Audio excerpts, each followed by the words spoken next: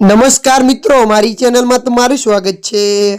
મિત્રો, અત્યારે હાલની સૌથી મોટી અને દુઃખદ ખબર સામે આવી રહી છે। જ્યાં મિત્રો આપને જણાવી દઈએ કે લખતર ગામના વતની અને હાલ દેવભૂમિ દ્વારકામાં ટ્રાફિક વિભાગમાં ફરજ બજાવતા પીએસઆઈ નારાયણભાઈ દેવજીભાઈ કલોત્રા નોકરી પૂર્ણ કરી રાત્રે સૂતા હતા। તે દરમિયાન હાર્ટ એટેક આવતા અવસાન થયું હતું।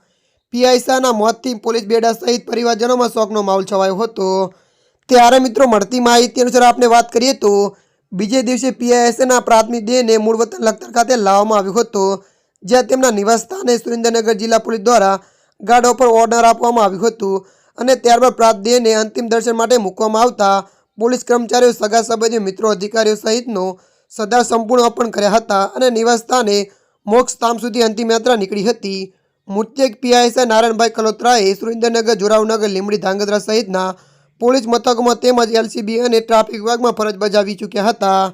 ત્યારે મિત્રો હાલ માટે આટલું। મળીશું નવી અપડેટ સાથે। જો તમને અમારો વિડીયો પસંદ આવે, લાઇક, શેર અને સબસ્ક્રાઈબ કરી નાખજો। ધન્યવાદ।